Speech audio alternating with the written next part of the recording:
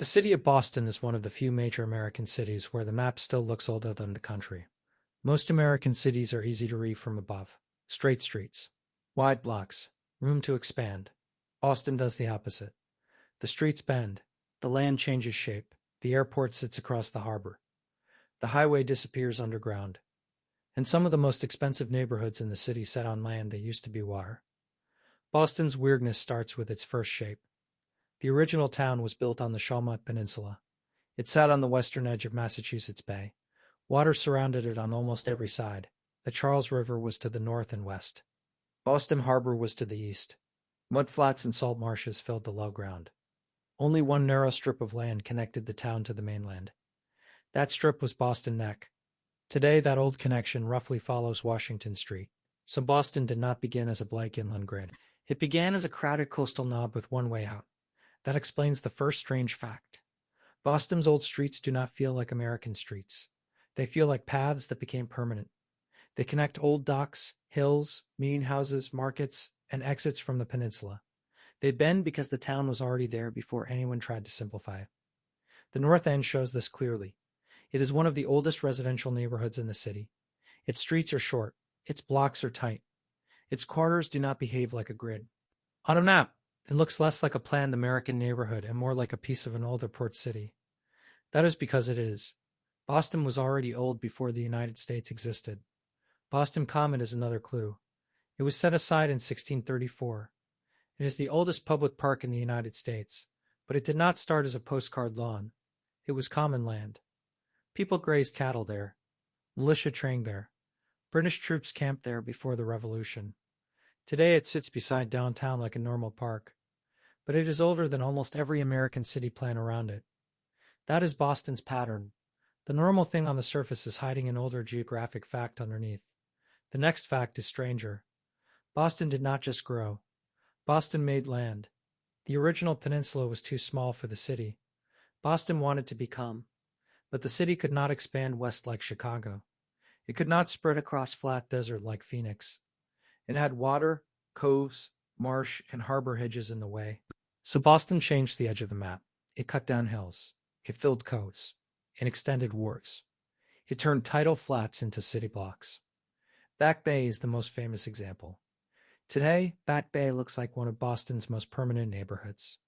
It has brownstones, churches, libraries, shops, and long straight avenues. But before it was land, it was a shallow tile basin. At high tide, water covered it. At low tide, mud appeared.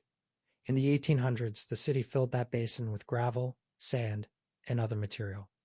Train lines carried fill into the area. The city built a neighborhood where the Charles River Basin used to move. That is why Back Bay looks so different from the old downtown. The old peninsula is irregular. Back Bay is orderly. It has long parallel streets. It has wide blocks. It has an actual pattern. Even the cross streets run in alphabetical order. Arlington, Berkeley, Clarendon, Dartmouth, Exeter, Fairfield, Gloucester, Hereford. Boston's most readable neighborhood exists because it was not really Old Boston. It was new land added beside Old Boston. The land under Back Bay also has a hidden problem.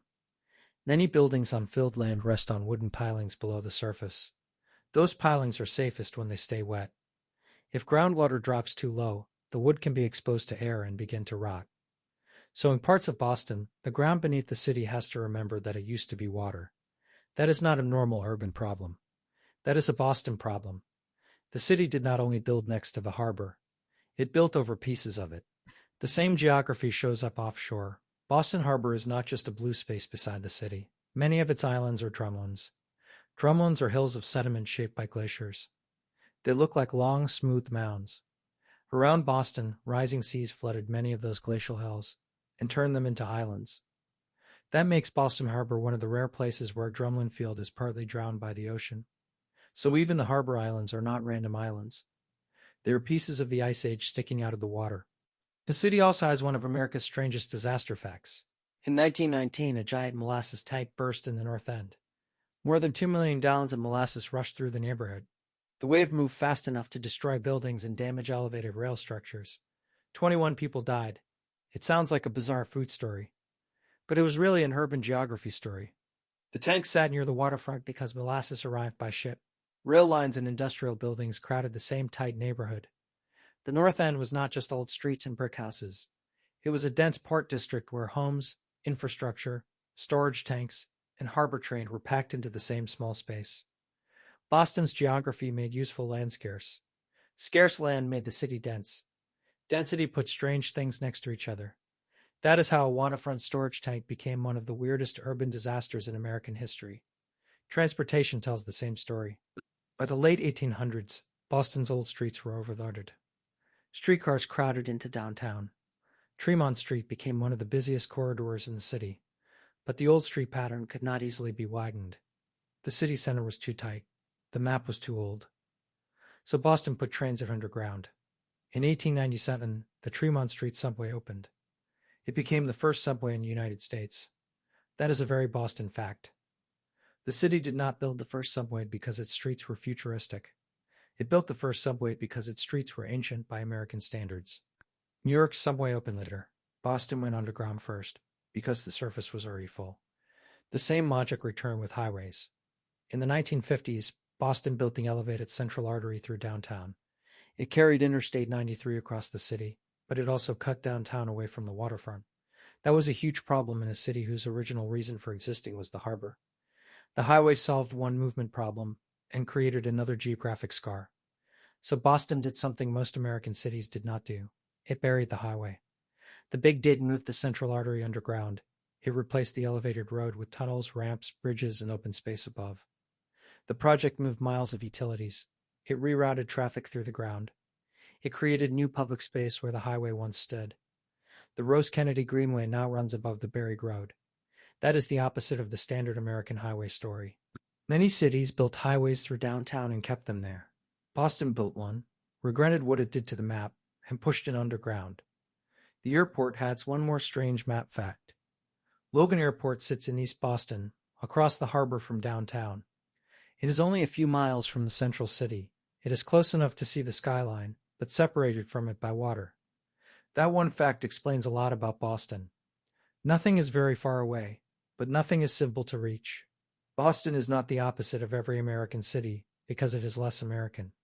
It is the opposite because it preserves an earlier version of American urban geography, before the grid became normal, before highways became permanent, before airports moved far outside the city, before American cities could simply expand outward without hitting water. Boston had to work with a peninsula, then a harbor, then marshes, then filled land, then tunnels, then old streets that refused to become straight. That is why Boston feels European to many Americans. It is not only the brick buildings. It is not only the old churches. It is not only the narrow streets. It is the way the city grew before the normal American pattern took over. Boston started as a coastal constraint. It became a city by solving that constraint over and over. It filled water. It buried transit. It buried highways. It turned glacial hills into harbor landmarks. It built a planned neighborhood on a former tidal basin. It kept the oldest public park in the country in the middle of downtown. And it still has streets that make more sense to history than to navigation. The modern skyline rises above all of it, but the old map never disappeared. It is still under the streets. It is still under the buildings. It is still under the parks. And in Boston, even the places that look solid can be sitting where the water used to be.